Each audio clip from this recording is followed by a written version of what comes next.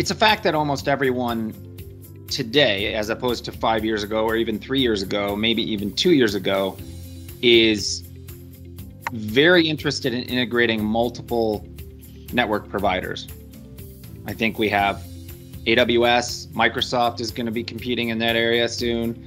We still have RBC Signals, KSAT, SSC, etc. So if you really want truly global coverage, you have to start considering integrating third-party providers, well, other third parties, other than, say, your own.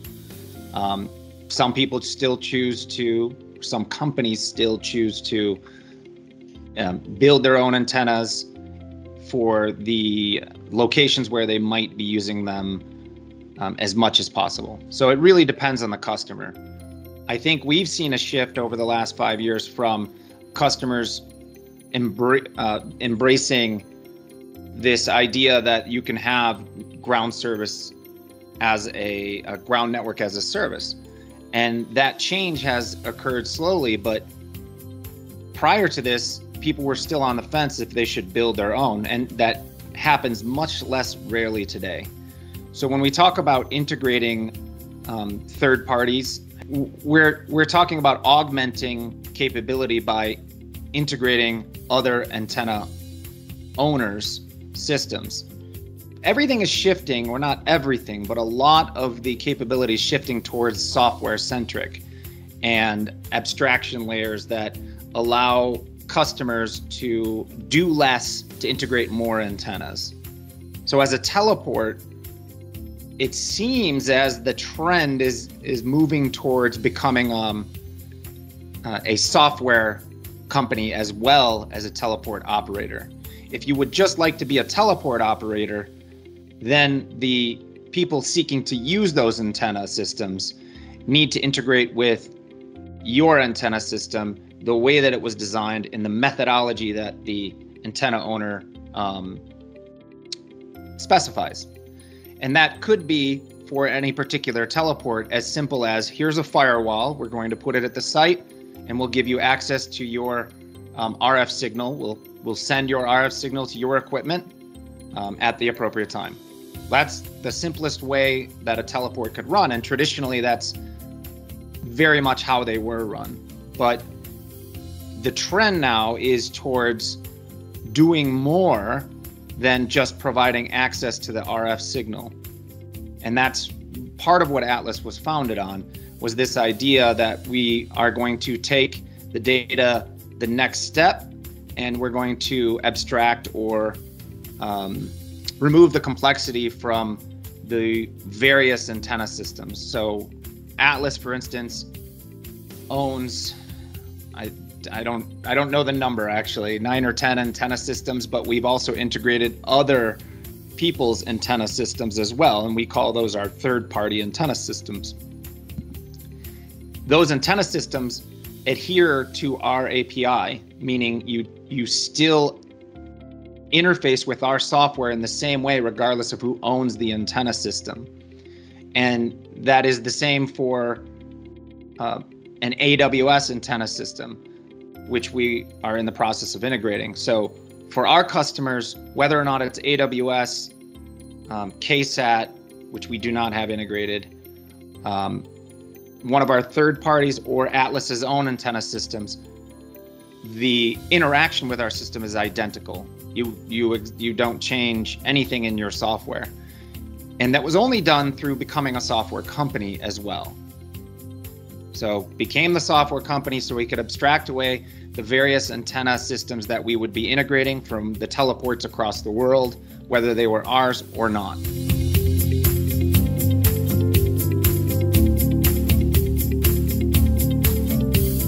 Well, it goes back to the last question I answered, which is the trend is towards teleports either becoming aware of how the cloud operates in the larger ecosystem, so that the ecosystem of space that exists in the cloud has to be capable to talk to these different teleports.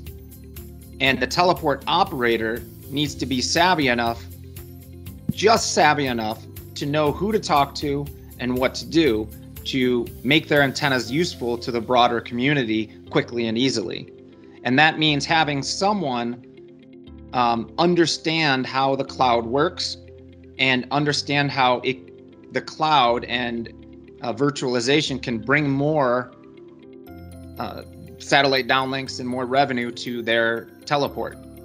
So they have to understand what hoops they need to jump through to quote unquote register, which is just a general term, register their antennas with a provider of satellite downlinks. That could be Atlas, that could be AWS, that could in the future maybe be Microsoft, that could be, well, those are the only three that I know of that are actually creating a marketplace for it, as opposed to just offering downlinks. So I believe KSAT is also working with Microsoft to make KSAT antennas available on Microsoft's platform. So the awareness has to start at the teleport operators to reach out to the providers and say, we want to be part of this larger ecosystem so that we can sell more time on our antenna systems. There's just no way around it at this point.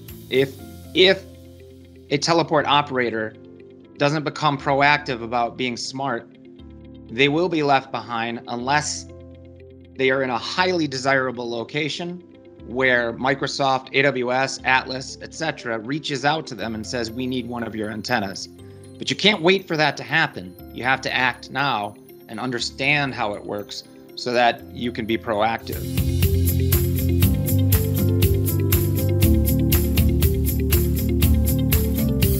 So I actually see a lot less concern than I think what I originally suspected there would be. It really depends on the customer set, but in general, customers have not been that concerned about the cloud and the data moving through the cloud. If we're talking about federal government, there are different security requirements and restrictions that obviously they have no control over. But we do have government customers who also use our standard cloud, not even the Gov Cloud.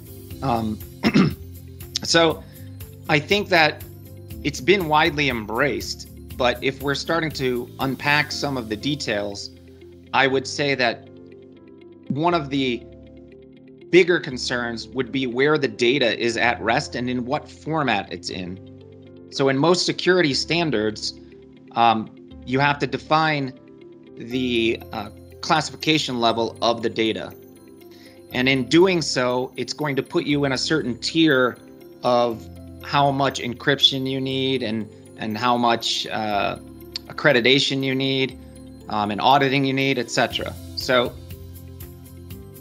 we are moving towards a FedRAMP compliance system, which means that all of the pieces have been certified under FedRAMP Medium. And it is beneficial to our customers to know that, because then it proves that every link in the chain is secure, from our ground sites to the cloud and to the customer's doorstep. So more and more teleport providers are going to need to adhere to these rules to be integrated into this larger ecosystem. I think that right now, as I said, many customers aren't that concerned because their data is quite often already encrypted, and the customers who are very concerned really are asking just to receive the digitized RF. So we're not talking about taking the data and turning it into something that's readable by most computers or any hacker, etc., but taking the RF, the radio frequency data, digitizing it and sending it to the customers directly. That means that there is no real data at rest. It never stops anywhere and is open for exploit. And the RF signal is just a representation of the radio frequency, but in digital. And if you were smart, you could actually get that RF frequency as it's broadcast from the satellite, which is, everyone is aware of that. It would be difficult, but it would be very difficult to take this RF signal and turn it into actual data if you know very little about it. So we're still protecting all of the configurations and the satellite radios, etc., and protecting the customer details in various security like FedRAMP and NIST. We're adhering to all of these and getting audited on all of these to make sure that the data that does flow through the system is protected every step of the way. And then you add that next layer of never processing the actual data and only forwarding the radio frequencies, and now you have a very secure system.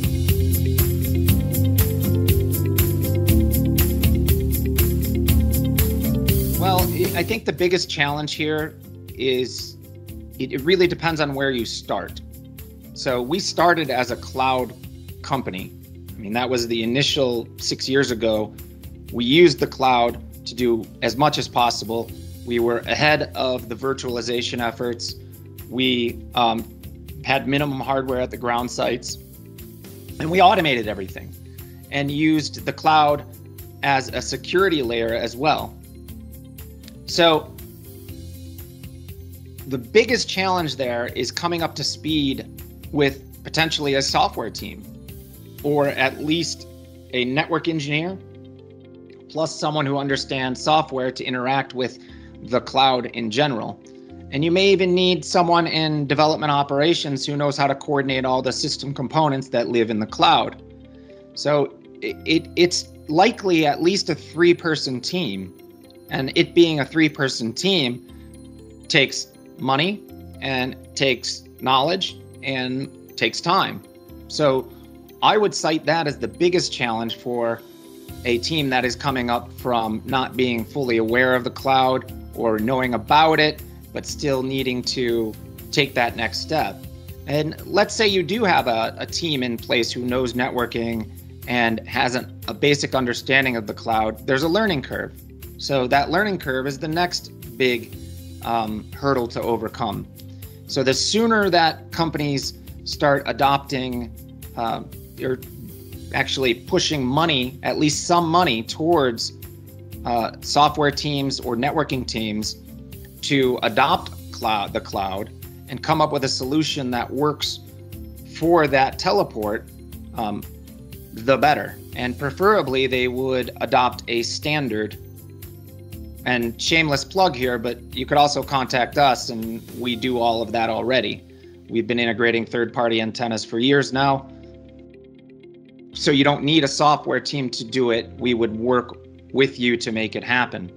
And I think that's pretty much where it's going to head, because it's hard for teleports to justify standing up a software team when they can just say, hey, look, we want to participate in this larger cloud ecosystem. Can you help us get integrated? And that's what Atlas does. We would help them get integrated with our site.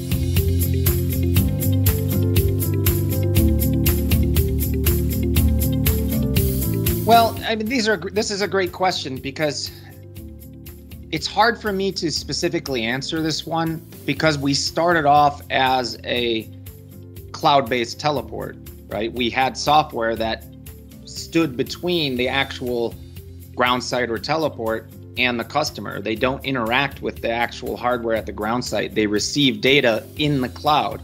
So we get the data to the cloud and they receive it. And that includes commanding and live streaming, etc.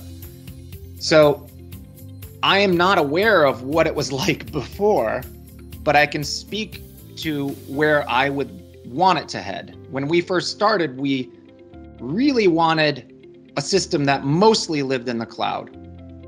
And the easiest way to do that would be to digitize the radio frequencies, and the rest of it, the modems, the FEPs, all lived in the cloud.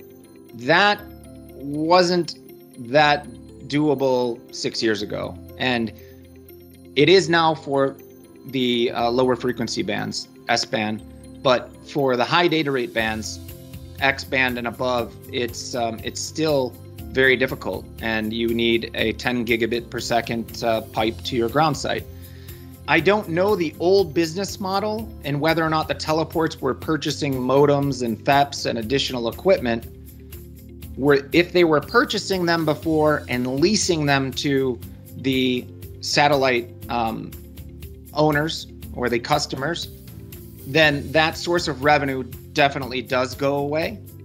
But without this change to moving things virtually and into the cloud, there wouldn't be as much interest in launching satellites into space and collecting data, because space would be less accessible and it would require more money to make a space or satellite startup. So though there is potentially some revenue that is being removed by hardware moving to software in the cloud or virtualization, the teleport operators are having access to more clients or more customers. And that's really what needs to happen. That's why I say they need to get to an understanding of the cloud and who they're going to integrate with, why they're going to integrate, to bring the greatest source of revenue or greater sources of revenue to them. So again, money may be going away in the form of perhaps some leasing or hardware normally provided. It's shifting to the cloud. Customers can do it their way. And the long-term trend is that we will have modems and that are generally agnostic that live in the cloud. You will likely not need to worry about the difference between different modem vendors, Emergent, RT Logic, or Kratos, Zodiac, etc. And this cloud will enable the mixing and matching of different providers with a very standard RF signal coming out of the ground sites. So that is really important to understand about where we're headed, so that the teleport operators can maximize their revenue by getting on board with this as soon as possible. If they don't understand it, they will be left to the wayside.